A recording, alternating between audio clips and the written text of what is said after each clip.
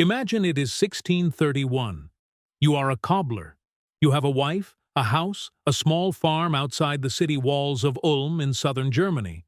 You have 7 children, and soldiers are coming. Not for the first time. Not for the 10th time. You have done this before. Packed what you can carry, gathered your family, run for the city gates before the army arrives. You have done it so many times that you have started writing it down. You want someone to know what this was like. By the end of this video, you will understand what it actually felt like to live through one of the deadliest conflicts in human history, and why almost nobody talks about it the way it actually was.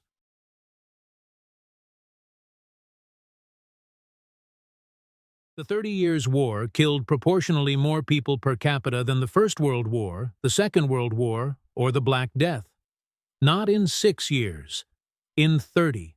A slow, grinding, generation-consuming catastrophe that most people in the affected regions experienced not as a single war, but as a permanent condition of existence. And here is what made it different from anything before it. You were not just fighting an enemy. You were fighting 3 enemies simultaneously, and only one of them wore a uniform. The second enemy was disease. Typhus and plague moved inside the armies and spread to every village they passed through. More people died of disease in this war than from muskets and cannon fire combined. By the time it ended in 1648, a third of all European farmland had been abandoned or left fallow, not burned, simply untended because the farmers were dead. The third enemy was the weather.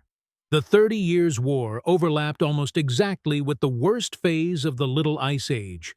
Harvests failed repeatedly through the 1620s and 1630s. Communities that were already starving began looking for someone to blame.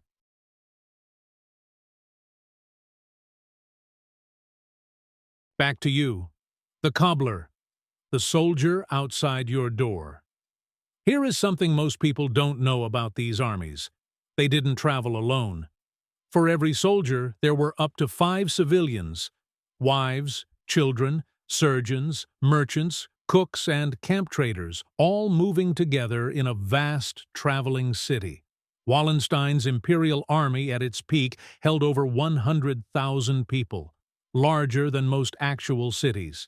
If you were part of this city, you had a kind of protection. If you were not, if you were a farmer in the path of this column, you were prey. Armies had no supply lines. They survived by taking what they found, and if they found nothing, they invented methods for making you reveal where you had hidden it. One of those methods became so common it earned a name: the Schwedentrunk, the Swedish drink. Victims were held down, a funnel forced into their mouths, and a mixture of urine and manure poured down their throats. Soldiers used it because it worked, and left the victim alive to tell the next village what was coming. And here is the thing about the soldiers doing this. Most of them had no idea whose side they were on. Wages came from regimental commanders, not kings. Loyalty ran to whoever was paying, and payment was routinely late, skimmed, or simply missing. The men who pillaged your farm were not crusaders. They were unpaid mercenaries who had sometimes switched sides 3 times in a single year.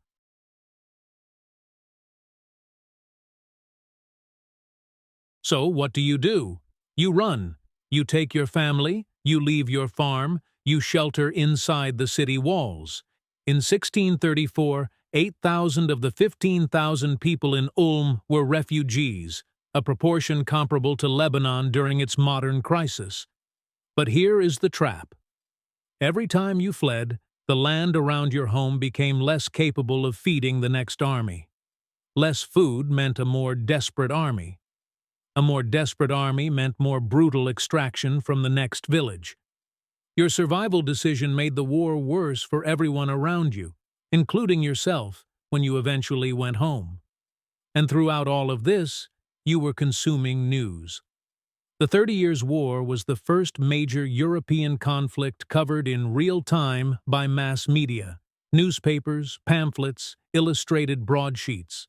Both sides produced stories of enemy atrocities, some real, many fabricated. You had no way to know which was which.